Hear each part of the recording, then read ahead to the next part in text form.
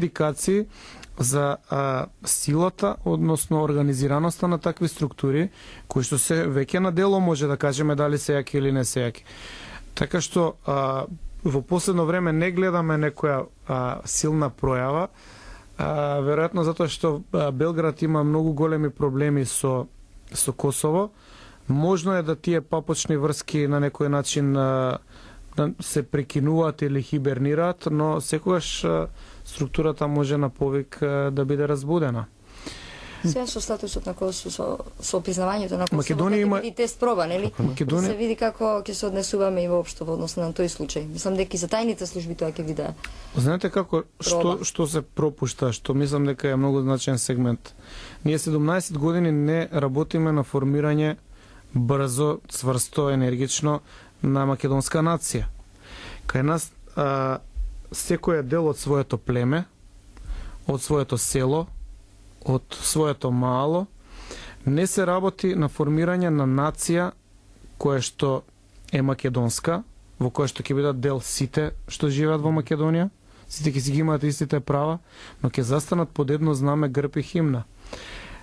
Такви луѓе, млади луѓе, нова генерација, ќе формираат и посебна, ако бидат земени од државата, ќе формираат посебен дух и посебна лојалност кон државата.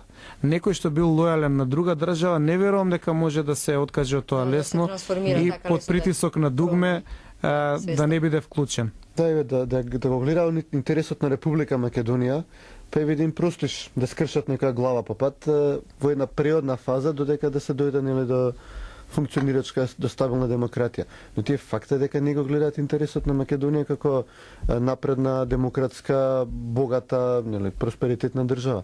Ние не го допревме, дури политичкиот сегмент е можеби минорен во функцијата на оваа служба да се спречи доаѓањето на опозиција на власт.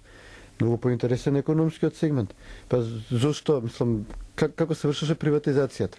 Тие не им ги даваа компаниите на луѓе што се убави, што се паметни, очигледно поготово не што се убави, туку затоа што беа луѓе кои што беа проверени, кои што ги имаат за ова или за она. Подобни луѓе. Да. И ги имаат, за ништо ги држат, ништо им знаат. Дали е некој греф од минатото, дали биле премногу амбициозни па некого зацрнила, што е работата, кога ќе се отворат досијата. Најмногу ме интересираат досијата на олигарсите. Хајде, новинарите, академиците, мање више. Доколку не се уништени. И создадена едно олигарсите. Од една страна, компаниите државни, а од друга страна шверцот и организираниот хаос кој што иде со тој шверц, кој што исто така двата столба на економијата, значи тоа што е легалната економија, што е под контрола, и шверцот кој што е навидум хаотичен, на сушност се знае, си има своји законитости, се под контрола на службата. И значи ние не треба да бегаме од логиката на приватизацијата. Тоа беше доста на теорија е доста добра.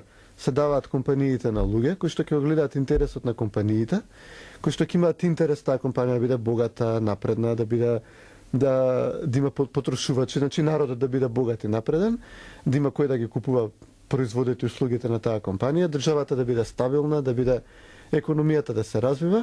Значи на хартија олигархијата би требала да биде таа која што е најгласна за средена држава, безбедна држава, ниски даноци, висока стапка на вработеност, ниска стапка на невработеност, висока стапка на развој.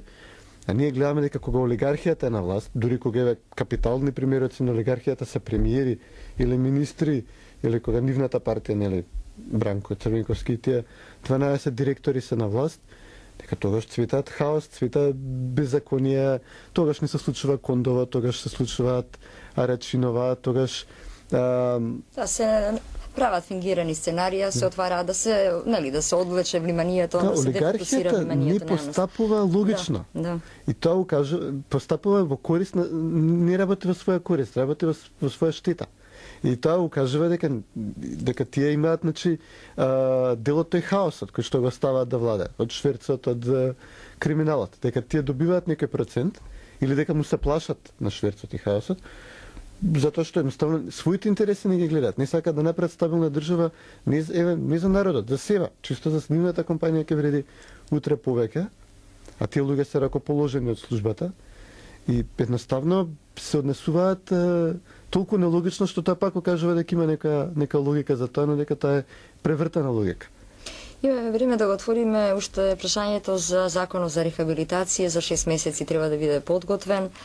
Веќе има шпекулации на овој план. Значи, уште се подготвува, уште не е донесена, веќе во јавност имаме шпекулации, што значи дека имаме медиумска логистика, имаме и друга логистика.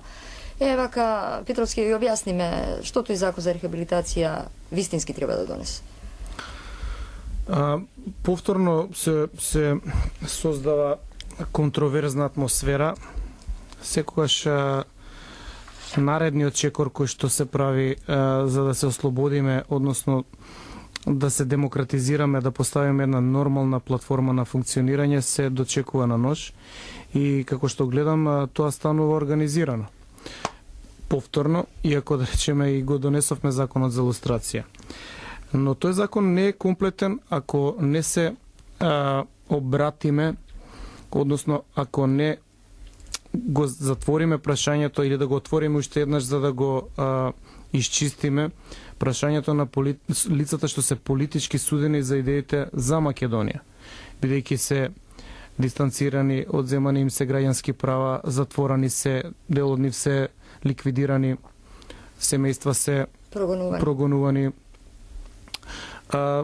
Имаат до ден денешен последици од секаков тип, од финансиски, економски, здравствени, не можеле на исти начин да се пласираат во општеството.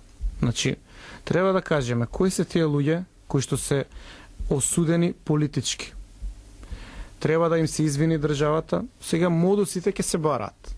Гледам дека одредени корпуси, одредени групации, ако сакате и одредени етникуми, сакаат да го свртат тој процес во едно генерализирање. Во смисол, сите политички затвореници, сите се политички затвореници и политички судени, па и оние што се бореле за голема Албанија. Да расчистиме. Не се политички затвореници тие што се бореле за голема Албанија.